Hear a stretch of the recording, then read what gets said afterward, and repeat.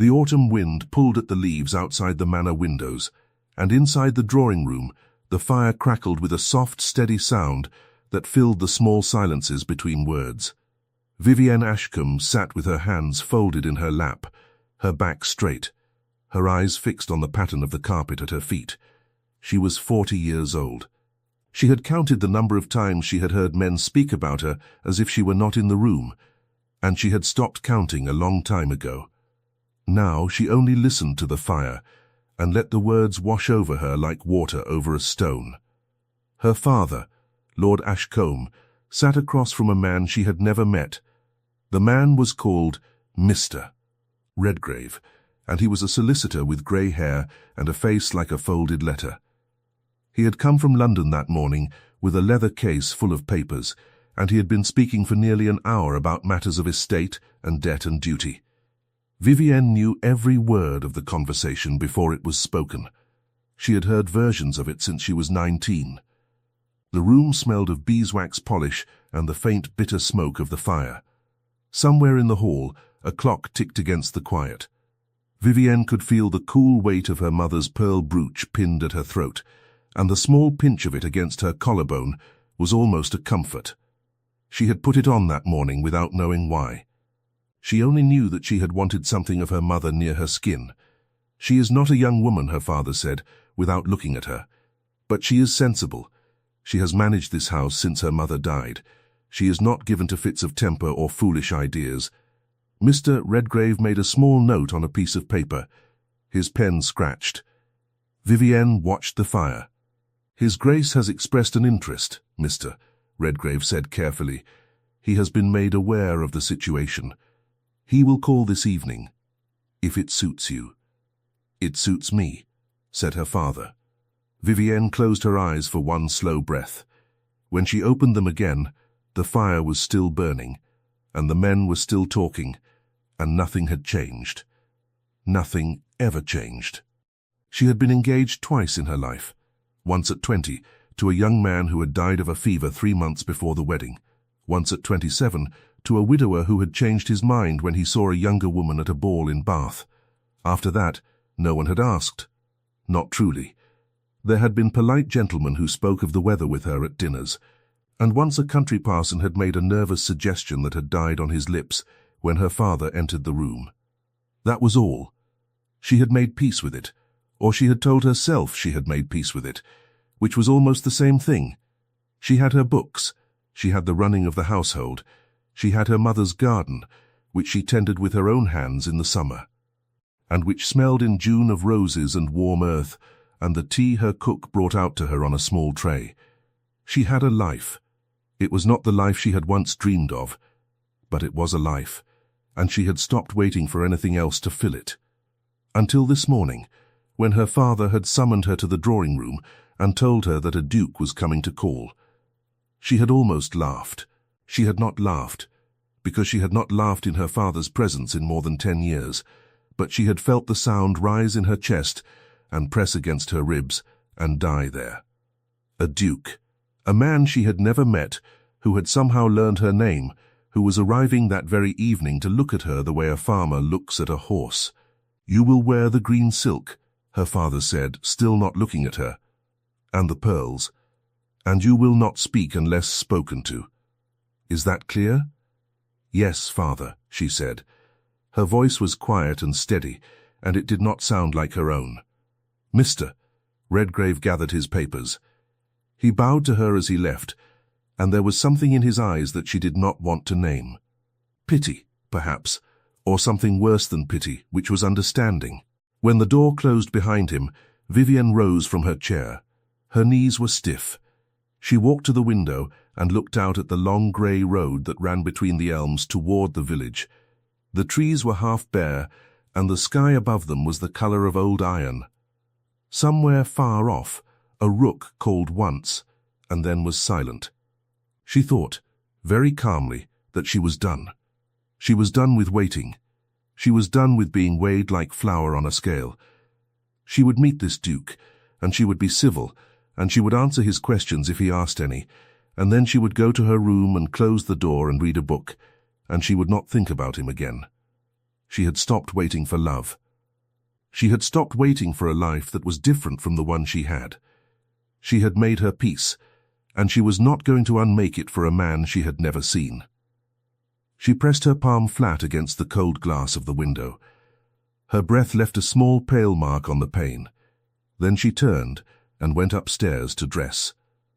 The green silk had been her mother's. It had been altered twice, and the cuffs were worn at the edges where her hands had rested against the arms of chairs. She stood in front of the mirror in her bedroom and let her maid, a thin girl named Peggy, fasten the small hooks at her back. Peggy's fingers were cold, and she smelled faintly of the lavender water she used to rinse the linen. Vivienne stood very still and watched her own face in the glass. Her hair was still dark, though there were 3 fine threads of silver at her left temple that she had noticed last spring and had not spoken of. Her eyes were the same eyes she had always had, grey with a ring of darker grey around the outside, and there were small lines at the corners now that had not been there 10 years ago. Her mouth was neither wide nor small. Her chin was firm. She had been called handsome once by an aunt who had been trying to be kind, and she had thanked the aunt and gone into the garden to cry. She had not cried about her face since. "You look very fine, miss," Peggy said, stepping back. "Thank you, Peggy. Would you like the pearls?" "The brook is enough." Peggy hesitated. "Your father said the pearls." Vivienne looked at herself one more time in the glass. She reached up and touched her mother's brooch at her throat. Then she said, "The brooch is enough. Peggy, please tell my father I will be down at 7. Peggy left the room. Vivienne sat down on the edge of the bed and folded her hands and waited. The fire in her small hearth was low. She could hear the wind in the chimney. She could smell the faint dry scent of the herbs that hung in a bunch from her ceiling, sage and rosemary that she had cut from her garden in September. She closed her eyes and let herself count her breaths. 1, 2, 3. By the time she reached 100, she was calm again, and she was ready to go downstairs. The Duke arrived at 10 minutes past 7. She heard the sound of the carriage on the gravel before she heard the knock at the door. She heard her father's voice in the hall, and then a deeper voice she did not know, quieter than her father's, and slower. She stood in the drawing room by the fire, exactly where her father had told her to stand, and she waited. The door opened. Her father came in first, and then behind him came a man she had never seen before. He was tall. That was the first thing. He filled the doorway without seeming to try. He was perhaps 45, with dark hair that had begun to grey at the temples, and a face that was not handsome in the way of young men in London. It was a serious face. It had lines around the eyes that suggested he had spent much of his life looking at things carefully, and lines around the mouth that suggested he did not smile often, but that when he did, he meant it. He wore a dark coat, well cut, without ornament. His boots were polished, but not new. "His Grace, the Duke of Meriden," her father said. "My daughter, Miss Ashcombe." Vivienne curtsied. She kept her eyes lowered until she had risen, and then she looked at him. He was looking at her. Not at her dress, not at her hair, not at the brooch at her throat. At her. His eyes were dark, and they were steady, and there was nothing in them that she could read. He was not smiling. He did not look pleased or displeased. He looked as if he had come a very long way to see her, and was now, at last, seeing her. "Miss Ashcombe," he said. His voice was low. It had a slight roughness to it, as if he did not use it often. "Thank you for receiving me." "Your Grace," she said. Her voice was steady. She surprised herself. Her father gestured to the chairs by the fire. "Please, Your Grace, sit. My daughter will pour the tea." Vivienne poured the tea. Her hands did not shake. The teapot was heavy silver, and the steam rose in a thin ribbon and smelled of bergamot and the faintest thread of orange peel. She handed the Duke his cup. Their fingers did not touch. She did not look at him as she handed it over. She sat down in the chair opposite him and waited. Her father began to speak. He spoke of the estate, and of the harvest, and of the road between the village and the church, which needed repair. The Duke listened. He answered when a question was asked of him, and his answers were short and thoughtful. He did not look at her father when he spoke. He looked at the fire. Or he looked at his cup. Or he looked, once or twice, quickly and quietly at Vivienne. She kept her eyes on her hands in her lap. She listened to the two men speak about matters that had nothing to do with her, and she felt the familiar quiet settle over her like a shawl. She had done this 1,000 times. She could do it 1,000 more. Then her father said, "Vivienne, would you fetch the ledger from my study? His Grace has expressed an interest in the tenant rolls." She rose. She curtsied. She went out of the room. The hall was cold. The candles in the sconces on the wall guttered as she passed, and their light threw long moving shadows on the wallpaper. She walked to her father's study, which was at the end of the hall, and she opened the door and went in. The ledger was on the desk. She picked it up. It was heavy, and the leather cover was cool under her hand. She stood for a moment in the empty room, and she let herself breathe. Then she carried the ledger back down the hall. The drawing-room door was open. She heard voices before she reached it. Her father's voice, and the Duke's. She stopped just outside the door. She did not mean to stop. She did not mean to listen. But she heard her own name, and her feet would not move. "Not a young woman, as I said," her father was saying. "But she is a good manager. She would not embarrass you. She has a sensible temperament." "I have not come to ask about her temperament," said the Duke. There was a pause. Her father cleared his throat. "Then, if I may ask, Your Grace, what have you come to ask about?" Another pause. Vivienne stood in the hall with the ledger in her arms and did not breathe. "I have come," said the Duke slowly, "to ask for your permission to court her. Properly, with the intention of marriage. Tonight, if you will allow it. I did not wish to write. I wish to speak with you in person, and I wish to see her first in her own home, so that she might feel no obligation to answer me from any place but her own ground." The silence that followed was so complete that Vivienne could hear the fire in the hearth from where she stood. She could hear the tick of the clock in the hall. She could hear the small wet sound of her own swallow. The ledger in her arms felt suddenly very heavy, and her arms felt suddenly very light. And she thought for one strange moment that she might drop it. "Tonight," said her father. "Tonight," said the Duke, "if you will grant it, and if she will hear me." Vivienne stepped back. Then she stepped back again. She turned, silently, and she walked slowly back down the hall to the study, and she set the ledger down on the desk with her hands trembling. And she stood there in the dark room with her palm pressed to her chest for a very long moment. She was 40 years old. She had stopped waiting. She had stopped waiting for love. She did not know what to do with a man who had come all this way, on this cold autumn night, to ask her father a question like that. She stood in the dark for a long time. Then she picked up the ledger again, and she made her face still, and she carried it back down the hall to the drawing-room. When she came in, both men rose. She handed the ledger to her father. She did not look at the Duke. She sat down again in her chair. They talked of the tenant rolls for another quarter of an hour. She poured a second cup of tea.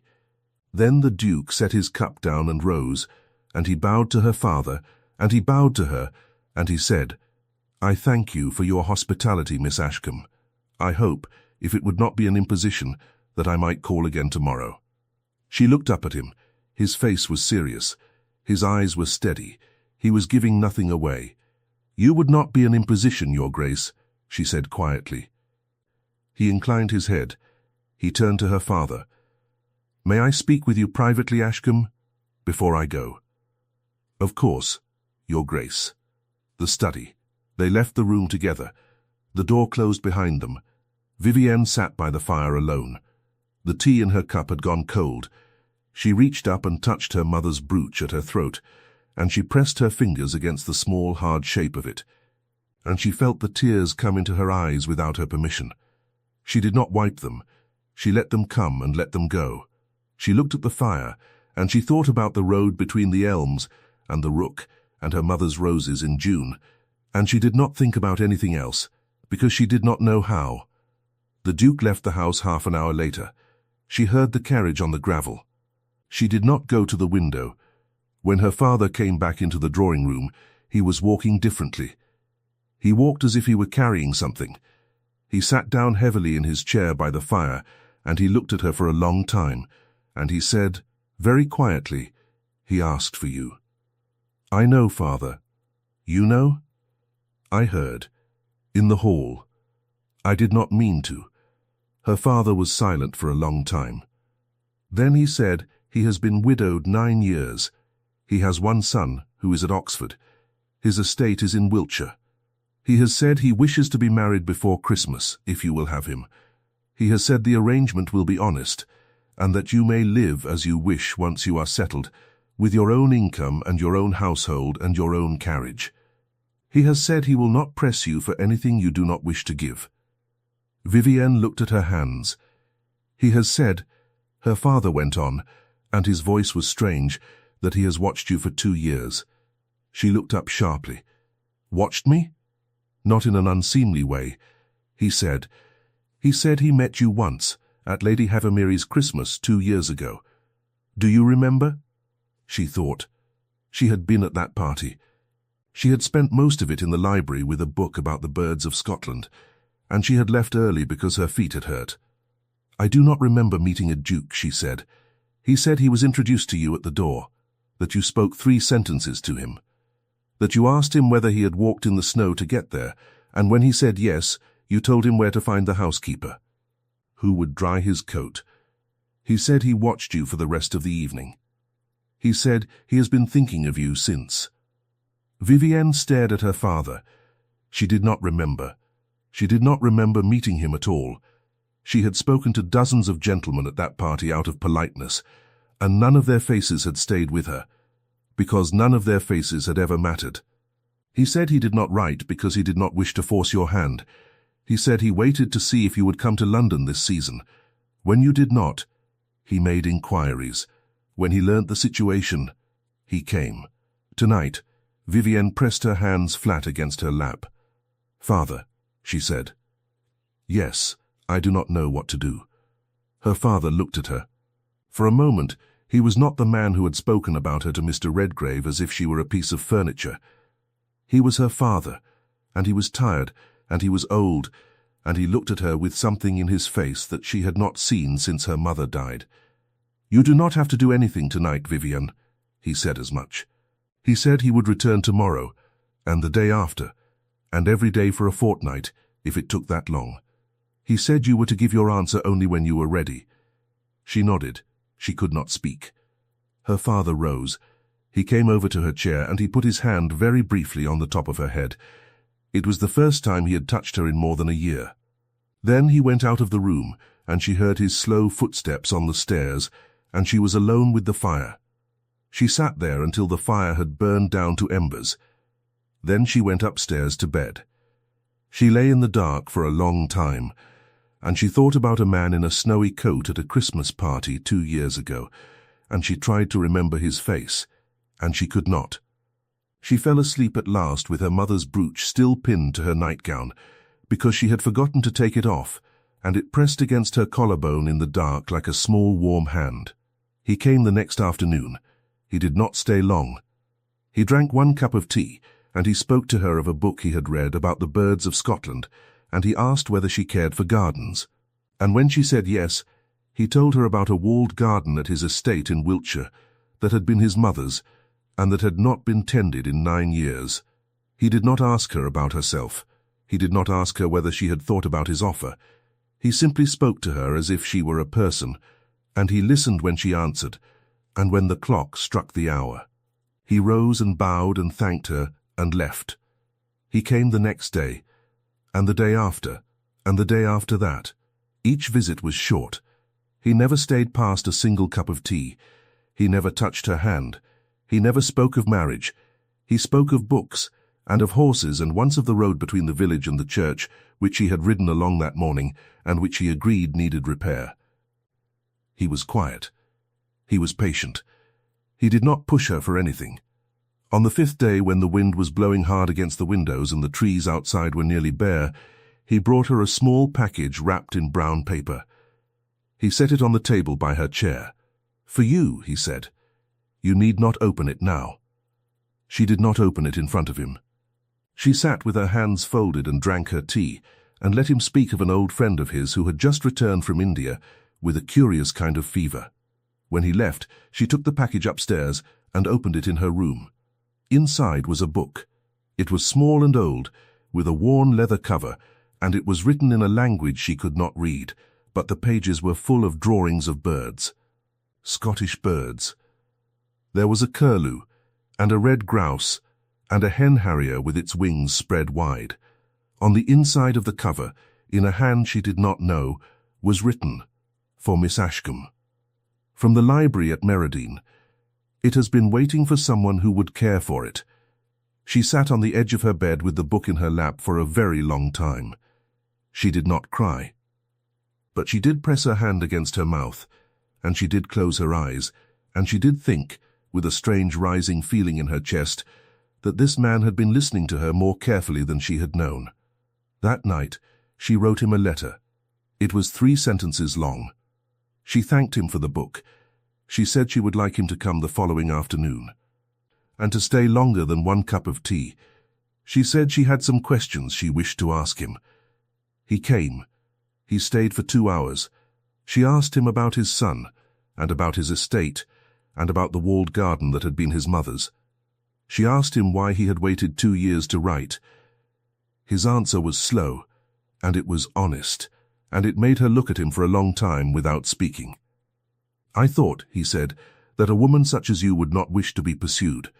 I thought, I hoped, that if I were patient, if I did not press, if I let you continue in your own life, then perhaps one day you would meet me again and I would not be a stranger. I thought I had time. When I heard, this summer, that your father was, that the estate was," he stopped. He looked at his hands. "I heard that your circumstances had changed. I did not wish you to feel forced. I came in person because I did not wish to seem to be taking advantage. I came at night because I could not wait until morning." She did not answer him at once. She looked at the fire. She thought. "Your Grace," she said at last. "Callum," he said quietly, "if you would." She nodded once. "Callum, may I ask you something else?" "Anything you have said," she said, "that this would be an honest arrangement, that I might live as I wish, that you would not press me for anything I did not wish to give. Do you mean by that?" She paused. Her cheeks felt warm. She was 40 years old, and she was not a girl, and she would not stumble over a plain question. "Do you mean by that that you are offering me a marriage of convenience, and nothing more? A marriage in name?" He was silent for a long moment. He looked at her, and his dark eyes did not move from her face. "I would offer you," he said, "whatever marriage you wish. If you wished it to be in name only, I would honor that until the day I died. If you wished it to be more, I would be very grateful." The fire crackled. "I am 40, she said quietly. "I am 46. I have been passed over," she said. "By fools," he said. She looked at him. Something in her chest, which had been closed for a long time, gave a small quiet crack, like ice on a pond at the first day of spring. She did not answer him that day. He did not ask her to. He rose when the 2nd cup of tea was finished, and he bowed, and he left. But before he left, he did something she did not expect. He turned at the door of the drawing room and he looked at her, and he said, "Miss Ashcombe, whatever your answer, I am glad I came. I would have regretted it always if I had not." Then he was gone. That evening, Vivienne sat by the fire in her room and she did not read. She looked at the wall. She thought about the Christmas party 2 years ago, and she could almost remember him now. A tall man in a dark coat, snow on his shoulders. She had said, without thinking, "Have you walked in the snow, Your Grace? You must be cold. Mrs. Bell will dry your coat if you ask her at the kitchen door." She had not looked at his face. She had been in a hurry. She had wanted to go back to her book. She pressed her hands over her face and made a sound that was not a laugh and not a cry. The next morning, she came down to breakfast, and she said to her father, "I would like to accept His Grace's offer. But I would like to write to him first. I would like to say some things to him in a letter. and I would like him to know them before he makes any promise he cannot take back." Her father looked up from his coffee. His eyes were watery. He nodded slowly. "Write your letter, Vivian." She wrote it that morning. It took her 3 hours. It filled 4 pages, and she said things in it that she had not said aloud to anyone in her life. She said that she was tired. She said that she had stopped waiting a long time ago.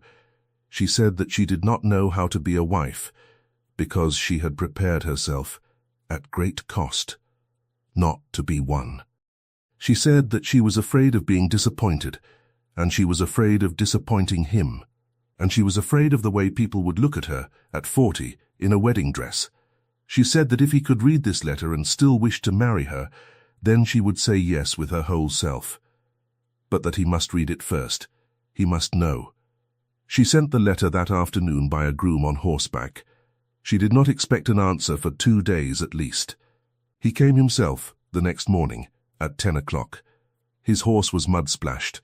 His face was tired. He had ridden through the night. He asked to see her alone. Her father allowed it. They sat in the drawing-room by a cold hearth, because the fire had not yet been laid, and she could see her own breath faintly in the air. And she could smell the sharp, clean cold that had come in with him from outside, and something else beneath it that was wood smoke and horse and rain. He held her letter in his hand. "I have read this 5 times, he said. "I have not slept. I wished to bring you my answer myself." She waited. "You wrote," he said, "that you had stopped waiting." "Yes, you wrote that at 40 you had made your peace." "Yes." He looked down at the letter in his hand. His hand was not quite steady. "Miss Ashcombe, Vivian, I am not a young man. I too made my peace some time ago with a certain kind of life. I did not think I would marry again. I thought, I told myself, that my son was enough, and my estate was enough, and my books were enough. And they were. They were enough, in the way that bread and water are enough. And then I met you at the door of a house in the snow, and you told me where to find the housekeeper, and you did not look at my face because you were in a hurry. And I stood in the hall of that house for a very long time, and I understood that I had been lying to myself for 9 years. She did not move. "I do not ask you to feel what you have not felt," he said. His voice was rougher now. "I do not ask you to be young or foolish or to say things you do not mean. I ask you only this. I ask you to let me be near you. I ask you to let me learn you, slowly, and to let you learn me, at whatever speed you can bear. I ask you to let me build a life with you at 40 and 46, and to let it be a life that is ours. I am not offering you a rescue. I am offering you a companion. If you will have me, I will be the most grateful man in England for the rest of my days." Her eyes were wet. She did not wipe them. "Callum," she said. "Yes, come here." He rose. He crossed the small space between them. He knelt on one knee beside her chair, and he put his forehead very lightly against the back of her hand, where it rested on the arm of the chair. He did not kiss her hand. He only rested his forehead against it. She felt the warmth of him through her skin. She felt the rough scrape of his cheek against her knuckle. She felt his breath. "Yes," she said, very softly. "Yes." The wedding was small. They were married 3 weeks later, in the village church, on a cold, clear morning in the middle of November. She wore a dress of pale grey silk, made new for her by a dressmaker in the nearest town, with a cuff of white lace at each wrist. She did not wear her mother's brooch at her throat, because she had pinned it, instead, inside the bodice of her dress over her heart, where no one could see it, but where she could feel it. Her father gave her away. His hand was shaking when he placed hers into the Duke's. He said, quietly, so that only she could hear, "Be happy, Vivian, be happy." She squeezed his hand once and did not answer, because she could not. The Duke's son came from Oxford for the wedding. He was a tall young man of 20 with his father's dark eyes and his mother's fair hair, and he was formal and shy when he was first introduced to her. But at the small breakfast at the manor after the ceremony, He came to sit beside her, and he said quietly, "My father wrote to me 2 years ago about a woman he had met at a Christmas party. I have never seen him write about a person that way before. I am glad it is you." She could not speak. She reached out and took his hand and held it for a moment, and he did not pull away. They left for Wiltshire that afternoon. The road was long. She sat in the carriage across from her husband, and she watched the country pass by outside the window, and she felt strange and calm and warm. At one point, when the light was beginning to fade and the sky was gold at the edges, he reached across and took her hand, and he held it, and neither of them said anything, and the wheels of the carriage went on turning, and she thought that she had somehow, without meaning to, and without waiting for it, come home. Merredene was a great grey house on a hill, with beech trees along the drive, and a long meadow that ran down to a stream at the bottom of the slope. It was too big. She said so, the first time she saw it. He laughed, quietly, the first time she had heard him laugh, and he said, "It is too big for me too. Perhaps we will grow into it together." The walled garden was on the south side of the house, behind a wooden door that had swollen shut with damp. He took her there on the 3rd morning of her arrival. The door had to be forced open, and it groaned as it moved, and when they stepped inside, she saw a wilderness of thorn and bramble and the bones of old roses, and a stone bench in the middle, and a sundial with its face green with lichen, and a small dry fountain that had not run in years. "My mother's," he said. "I have not been able to come in here, not since she died. That was 30 years ago." She stood in the middle of the wilderness and turned in a slow circle. The winter light was thin and pale. Somewhere a robin was calling.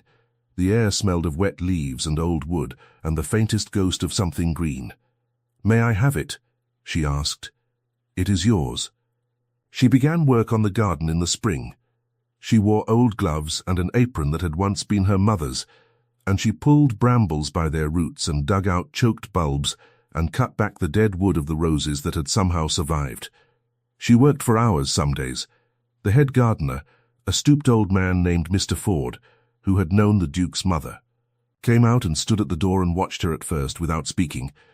On the 3rd afternoon he came in and knelt beside her and began to work without a word.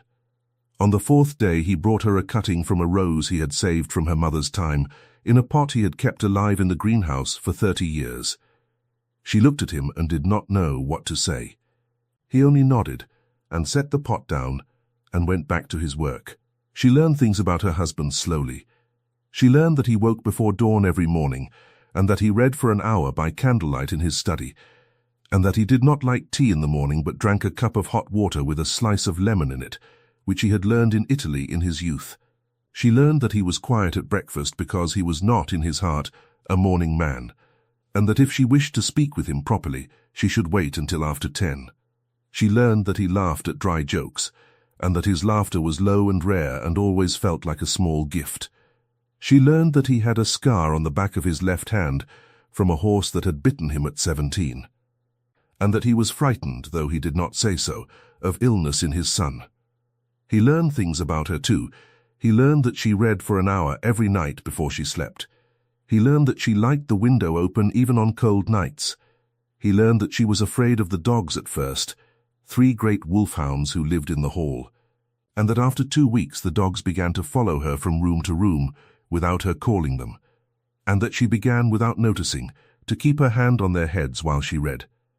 He learned that she cried once, quietly, when a letter came from her father telling her that the old estate was to be sold. He learned that she did not cry the second time. They did not, in those first months, share a room. She had asked to be given her own, and he had given her her own, without argument, without any expression on his face at all. Her room was in the east wing, and it had a window that looked out onto the walled garden, and she liked it. She slept in it alone, but in the evenings they sat together in the library. That was the shape of their life. He had a chair by the fire, deep and worn, and she had a chair opposite him, and there was a small table between them with 2 lamps, and they sat there most evenings from 8 until 11. Sometimes they read in silence. Sometimes they talked. Sometimes she looked up from her book and found him watching her, and he did not look away when she caught him. And neither did she. One evening in February, when it had been snowing all day and the house was very quiet, she said, "Callum." He looked up. "I have been thinking." "Yes, about what you said. On the night before you asked me. That you would offer me whatever marriage I wished." He set his book down slowly. "Yes," he said. She did not look at him. She looked at the fire. "I have been thinking," she said, "that I did not know when you asked what I wished. I said what I said in my letter because it was true. I was afraid. I am still afraid. But I have been living in this house for 3 months, and I have—" She stopped. Her cheeks were warm. She was 40 years old, and she was not a girl, and she would not stumble now. "I have been coming to know you, and I find that I have wishes I did not have before." He did not move. He did not speak. He waited. She said, still looking at the fire, "I would like, if you would, to be your wife. In the full sense. When you are ready. When I am ready. Slowly, but truly." The silence after she spoke was so complete that she could hear the snow ticking against the window. She could hear the fire. She could hear, faintly, one of the wolfhounds in the hall let out a soft sigh in its sleep. She turned her head at last, because he had not spoken. He was looking at her. His face was still, but his eyes were wet. "Vivienne," he said. His voice was very rough. "Yes, I have been ready," he said, "since the door of a house in the snow, 2 Christmases ago. I have been ready every hour of every day since I first saw you standing by a fire in your father's drawing room. But I have not been in a hurry, because you are worth waiting for." She rose. She crossed the small space between their chairs. He rose to meet her. He was taller than her by a full head, and when she stood in front of him she could smell the wood smoke on his coat and the faint, clean scent of the lemon he had drunk that morning. She lifted her hand, very slowly, and she pressed her palm against the side of his face. His beard was rough under her fingers. His skin was warm. "I did not know your face at that party," she whispered. "I know it now." He did not speak. He put his hand over hers, on his own cheek, and he closed his eyes. They stood like that for a long time. The fire made small sounds. The snow ticked on the window. Then, slowly, he lowered his head, and he pressed his forehead against hers, and they stood together in the warm, quiet room. And after a while he kissed her, once on the mouth, gently, as if she were a thing that might break. She did not break. She kissed him back. There would be more. Later, there would be all the small, ordinary miracles of a shared life, the ones that no one writes down because they are too plain to seem like miracles. There would be a summer in the walled garden when the roses came back thicker than anyone remembered, and old Mr. Ford stood in the doorway with his cap in his hand and did not speak, because he was crying. There would be his son coming home from Oxford in the long vacation and calling her, awkwardly at first and then easily, by her name. There would be her father dying in the spring of the following year, quietly in his own bed, with her hand in his, and her husband standing at the foot of the bed with a face carved out of grief on her behalf. There would be a small girl born a year and a half after that, when Vivienne was 42, a small girl with her mother's grey eyes and her father's dark hair, and there would be a long white afternoon when the Duke held that girl for the first time and could not speak for an hour. There would be, most of all, the long, slow days of an ordinary marriage, breakfasts and letters and quarrels about the road to the church, which still needed repair, winters and springs, illnesses that were survived, a dog that died and was buried under the beech tree, a servant girl helped to marry the baker's son, a trip to the sea one summer, when Vivienne stood on a cliff with the wind in her hair and thought about the woman who had sat by the fire in her father's drawing room and counted her breaths, and she felt a great fondness for that woman and a great gladness that she had, in the end, opened the door. But that would come later. For now, on this February night, in a great grey house on a hill in Wiltshire, a woman of 40 stood with her forehead pressed against a man's, And the snow fell outside, and the fire burned low, and neither of them spoke, because there was nothing that needed to be said. She had stopped waiting for love. He had asked her father that same night. And somehow, out of two people who had made their peace with a smaller life, a larger one had begun. She thought about that, later, as she lay in her own bed with her hand pressed against her chest, still feeling the warmth of him against her skin. She thought about how she had counted her breaths in that drawing room. She thought about the pearl brook pinned to the bodice of her wedding dress. She thought about the book of Scottish birds, still on her bedside table, its pages already loosening from being turned so many times. She thought about the small crack in her chest, that first night when he had said the word fools. She had told herself, that morning, that she was done. She had been wrong. She had not been done. She had only been waiting for a different kind of beginning, one she had not known how to imagine. One that came dressed in a well-cut coat and a slight rough voice, and a package wrapped in brown paper. At 40 she had stopped waiting for love. And love, patient and quiet and older than she had known love could be, had come anyway. Not in the shape of a young man on a white horse, in the shape of a man of 46, who had ridden through a November night with her letter in his coat, and who had knelt beside her chair, and who had pressed his forehead against her hand. She turned her face into the pillow. She smiled, once in the dark, where no one could see her. Then she slept. In the morning she rose early. She dressed in an old wool gown, because she meant to be in the garden by mid-morning. She went down to breakfast, and she found him already there, at the head of the long table, with his cup of hot water and lemon and a letter in his hand. He looked up when she came in. He rose. He came around the table to hold her chair, as he did every morning. Only this morning, before he sat back down in his own place, he leaned down very briefly and pressed a kiss against the top of her head. And then he went and sat down and read his letter and drank his hot water and did not say a word about it. She poured her tea. Her hand was steady. Outside the window, in the walled garden, a robin was singing. The snow had not yet begun to melt. The world was very quiet and very cold and very bright. She thought, holding the warm cup between her hands, I am here. I am here at last. Then she drank her tea, and she began her day, and the great grey house on the hill was warm around her, and she was, at 40, and for the rest of her life, no longer alone. There was one small thing, more, that she did not know until later. She learned it, quite by accident, in the spring, when she was walking in the village near the estate, and stopped to speak with the widow of an old tenant. The widow was an ancient bent woman named Mrs. Prentice, who lived in a cottage at the edge of the wood, and who kept bees. Vivienne had begun to visit her in the mornings, because she was lonely, and because Mrs. Prentice was sharp and funny, and did not care that Vivienne was a duchess. That morning, Mrs. Prentice was sitting by her small fire with a cup of black tea, and she looked up at Vivienne with her bright old eyes and said, "How is His Grace, your Grace?" "He is well, Mrs. Prentice. He is a good man." "He is."